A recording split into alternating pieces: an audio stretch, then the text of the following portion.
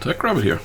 So now we're going to have a look at a assembler simulator, Easy68k, and we're going to use the assembler code for the AMOS Pro command line handling as an example code, and introduce the simulator and also at the same time analyze the code. To catch up on this video, I put a reference video in the comments, so my suggestion is to watch that to get a little bit more background if you think you need it. Otherwise, you're welcome to join.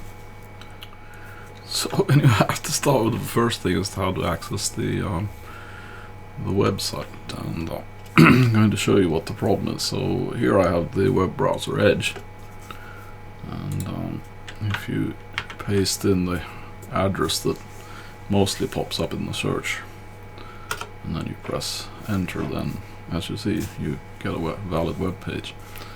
But if I put in, try to access it using HTTPS, which is the encrypted traffic request, then you'll end up with this, and this becomes a problem when we do the following. So now we swap to Chrome, and then we try and do the same. And put in the base address, and then we get this. Because now behind the scenes, what happens is that it's getting what happens is that Chrome, when you give a non-HTTPS address, then it will try and swap to HTTPS and then connect to the server. And what happens is that either on the site that hosts the website or through other mechanisms, because usually when you have a web hotel or something, you need to pay extra for HTTPS. So then basically you get this here. So it's basically a hint for the for anybody coming to the site with HTTP, or you should be able to come with HTTP, and then it would work as usual. And then if you come with HTTPS, then you get this. So it's basically a hint to the website owner to swap their website to use the HTTPS, which usually means an extra monthly payment. So, but I just thought I'd show that if you're using Chrome, then you can't basically access the Easy68k site, because it'll redirect you to the HTTPS, and then it'll get stuck there. So it doesn't work. But anyway, didn't think I had to add this to the video, but just for your information. I'll also add it in the comments so that it doesn't get forgotten. So here's the main site for the tool, and if we scroll down, then you'll see that it actually hasn't been updated for quite a while, since this is 2018 and we're in 2025. So getting a bit old. But the tool itself is still operational, even on Windows 11, so as I will demonstrate. The forum links is broken, so at least on this page. Maybe the forum still exists, but not accessible from this site. The current build, the latest build that was made, these links work, and then also the link to GitHub. So it actually does have a GitHub repository. Documentation is a bit sparse, but it has all the there are zip packages that and I've downloaded them and checked. They seem to contain the actual source code. I haven't actually built it or analyzed it in depth, but as you see, it's pushing in time. It's 5 years ago. This was updated 5 years ago. So my suggestion is, if you're keen on this tool, to both download the setup and also go here and just download these source packages, so that as many people as possible have it stored for the future. And those that are more into this thing, I just want to mention that this the assembler that's connected to the simulator is not DevPack feature compatible, so it will not it does not understand a lot of the DevPack assembler directives. So this is just to explain to those that are aware of DevPack that and why the source code doesn't contain the original DevPack directives. It's simply because the assembler doesn't support them. So I'll put the actual x68 file on my GitHub, and then I'll put a link in the comments so you can get it from there and have it, so you can run it and investigate it. Also, there's a small detail that this is such an old application that when you use file open, you can't access network shares. For some reason, the input dialog doesn't support it, so you can only access physical drives. So I actually had a little bit of a header. So this is command line parameter parser, and it's borrowed from the AMOS professional project. So I actually put the link to the whole GitHub location. So this is the full source code for the whole, the very large assembly file from which this is extracted and adapted for this environment. So this is an implementation of command line parameter parsing in the AMOS68k assembler format language, and it parses command line parameters, and basically it's hard coded to support this type of format. So you can define a configuration file, you can define a switch, or actually two different types of switches, and then you can define a name. And the meaning of this is that in the context of the AMOS professional, that you can define a configuration file to use, and then you can define if the application uses the workbench or not. And then this is the name, is the actual name of the AMOS file to load into when you start the AMOS Pro. And the way this works is that you set up a memory location where you actually have the command line parameter, this set here, and you give the total length and the address of this string, and then it actually goes through the process of parsing the data, and then it extracts out a name, which is the name of file to open, config name of the configuration file, and then workbenches to either use the workbench or not. So the way the simulator works is that you can define an originating address in memory where this section of either code or data starts from, and in this case it's hex address 1000. And then you have this label here, start, which is the actual entry point. When the simulator starts, then it will start executing the code from wherever you have the start label. So first we run a prepare command section, and in the prepare command section we set up the address of the actual command string to parse, and then the length of the command string, and these are defined if you scroll down to the bottom here. What I did is I made a collection of valid input options, and then also I made a select set of invalid input options, so that you can enable the pair that you want to use. And in this case I've enabled this pair here, and we're only going to run this in this demonstration. And then we have to jump to the entry point of the parsing. So this is basically from the original code, so when it says that it was coming from the command line. So we have a starting point down here. And then we have included two, I call them execution sinks, which were in the original code. So one is the case when you have actually a fatal error, so which is called a boot fatal. And then the continuation of the logic after the command line parameters have been parsed, and that's called command X. So I put in a sim halt action here. And what simhalt does is that it halts the simulation. And then for some odd reason it kind of, when it executes simhalt, it jumps to the next command. And I put in a no operation, so it would actually stop here, because otherwise it'll jump down to here, and that's like a little bit logically confusing. So yeah, so I put this no operation here, so just to get it to put the execution point to here after the simhalt. But basically the simulation is halted then, so you have to restart the program to run it anyway. So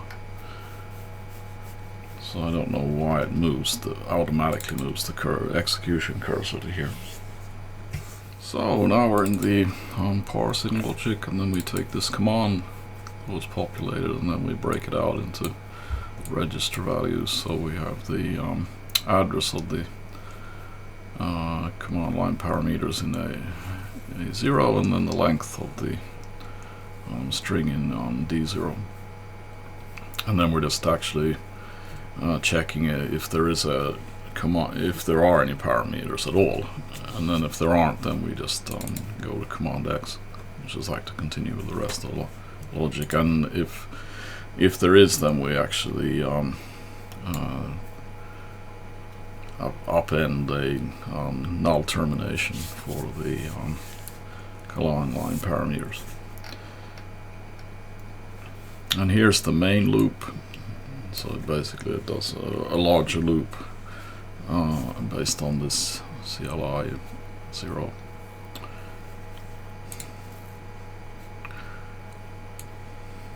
And this is the thing, when they be writing the original code, they used CLI 0 and CLI O. And that one shouldn't really do that kind of naming convention, because it's very hard to when you're looking at the code to see the difference between a 0 and an O. And it depends on what kind of font setup you're using, but it could be that 35 years ago they were using such an editor where it was very clear to see what the difference between the O and the 0 is. So anyway, it's doing a bigger loop here, and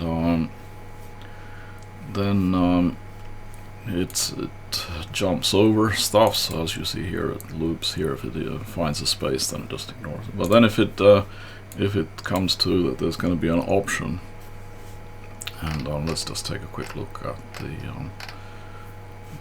example string here. So like /c or -w. So if it finds that, then it will actually go and handle the option in the section CLI. And this is where you have the CLI O, not CLI 0. So that so as you see here it's jumping to that, and here it's actually executing a subroutine. Oh, that is just off. So let's have a look at CLI O. So that's down here. So here we increment the buffer, and if there's no more values, then basically you panic, because if you just have a minus then with nothing on it, then it'll panic. So it wants to find a letter. So then it's going to actually check, do you have a valid ASCII character between A and Z? Converts it to lowercase to uppercase equivalent. And then it's looking at what specific one is it. It's because it only allows option C and option W, and then the related parsing for that.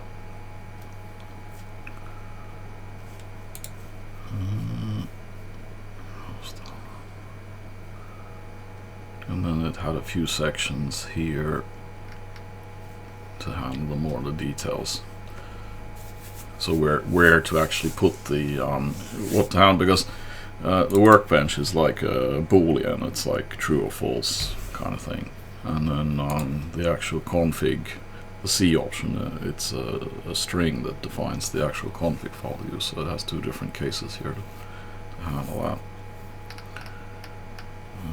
Something else to say. So let's go back to the main. So after it's handled the option it found, then it will continue, and it will actually extract the name of the program to execute. And then if it didn't find an option, then it assumes that there is just a name. And so it says that we need to populate out a name. And then here we have this CLI non, which is the logic that extracts the string. There we go. So here we have a small section that basically just looks as it already now terminated, and then it ignores the those characters, the quotes, and then it parses the string within the it extracts the string within the quotes, and then it stores the result.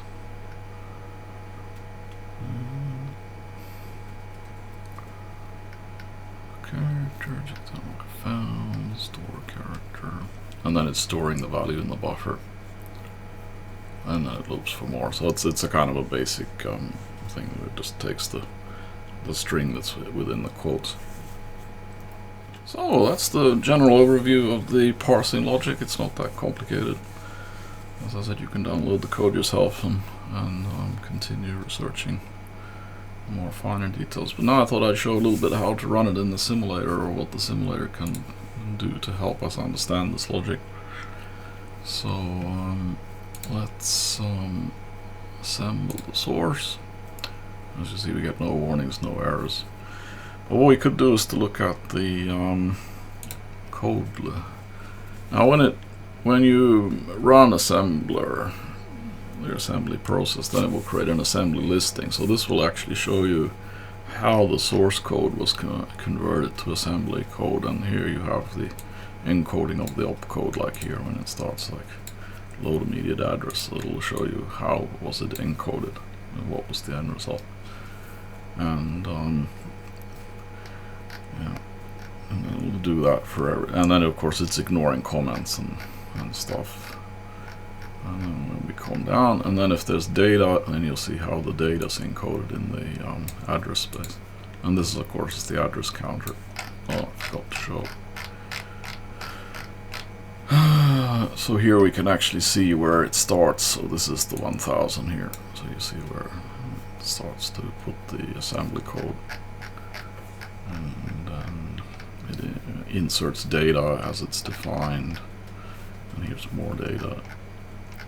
And then at the end of the assembly list, then you have the symbol table information. So it says where are these different names. Yeah, basically, what's the name to address mapping of all the names, like the you know, the loop destinations and the actual destination of data, and so it's like a memory maps. So I just want to jump to this. If you want to find out how the opcodes are encoded, then you need to go to various types of charts, or you can go to the actual Motorola programming manual. So this is one. I'm going to put this link in the comments. But if you're interested in exactly how the opcode gets translated, then this is actually a pretty good quick chart to find out how the different instructions are encoded. But as I said, there are lots of different sources, and in some cases it's easier to ask AI to convert the opcode encode. You just give it to the AI, and AI will tell you exactly how it gets encoded. Well, then I'm just going to show basic usage of the simulator. So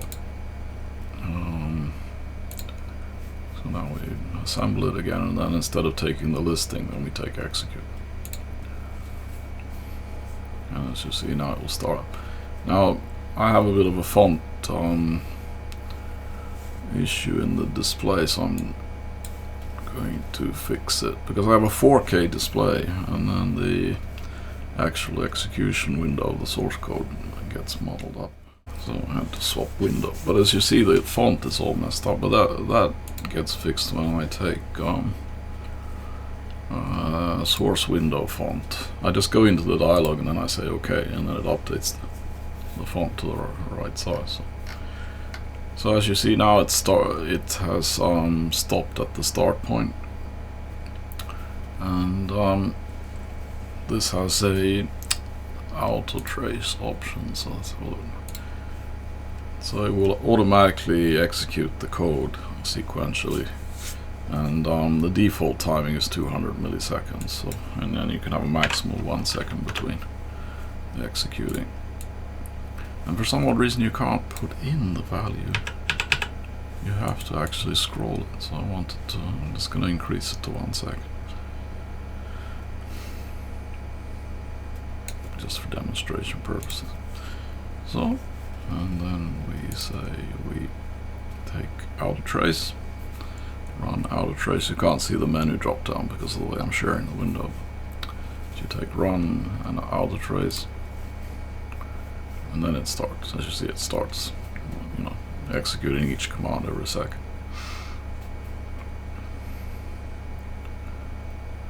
Well, this is a very good way if you just sit back and take a cup of coffee, and then you can watch how the program executes, and you'll quite quickly get an idea of how the logic works.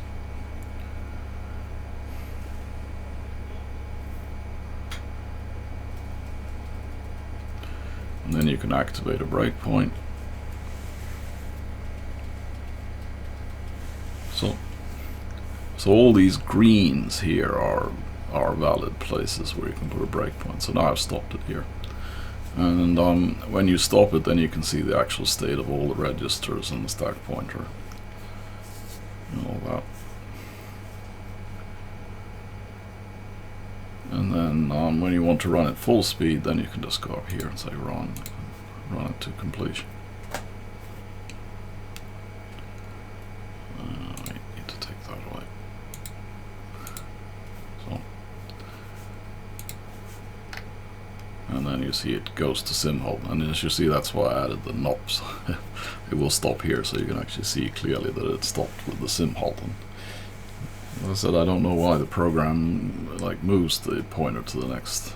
I think it would be better to keep it on top of the sim halt, but since you need to restart the program anyway. And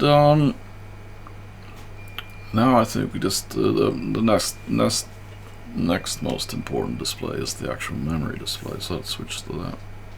So now we're looking at the memory view, and sadly I can't change the font size on this, and I have a 4K display. So for me, this looks these numbers, they look very small on the display.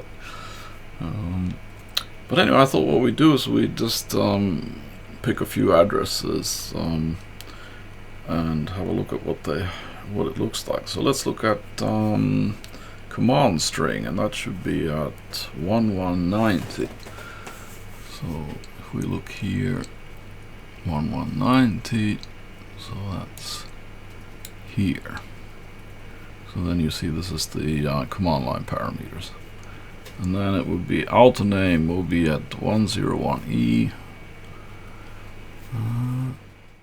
Yep, I had the address wrong. That's 10EE. So 10EE, so that will be name, so one can see it here. And then config is 110E.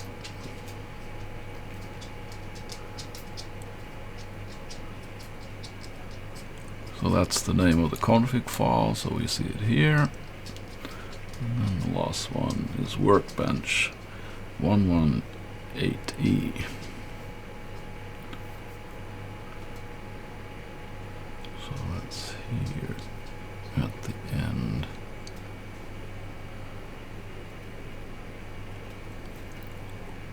So you can just get the hashed marking. What was it? 11. Oh wait, 118 is wrong place.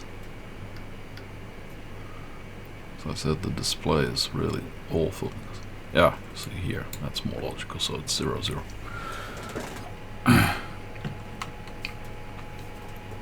So that's how you can actually track, and of course you can put a breakpoint and then look at how the memory develops and stuff like that. And then there's also a view for the stack, but it's not so interesting at this point in time. So just one more small detail. I mean, this application of course has a menu. Just the capturing software I'm using with this old application, it actually cuts the menu out. So this is a full screen view of the application, because it doesn't matter for the presentation, but there is one menu option that I'd actually like to say, and it's this help functionality, because this is one of the very few applications that still, because it's old, it actually does have a pretty comprehensive help function. I mean, it even colors things like ASCII charts and quick reference stuff, and all the descriptions of the main functionality of the program itself. So that kind of wraps it up. Time for coffee. I mean, there is more functionality in the simulator. There's an interface that you can use to simulate different types of, or let's say it has built-in certain types of hardware elements that you can, simulated hardware elements that you can use in your software. It has an output window and switches and various things. Even I think it even has some kind of a sound component. But when we're talking about just studying generic assembler, then this demonstration pretty much covers it. I might come back later with some examples of the hardware side of things, but right now it's not needed. So, but anyway, hope you found this useful, and I hope you will benefit from the overview of the command parameters processing, and be able to understand it better and possibly use it in your own applications. And see you in the next one.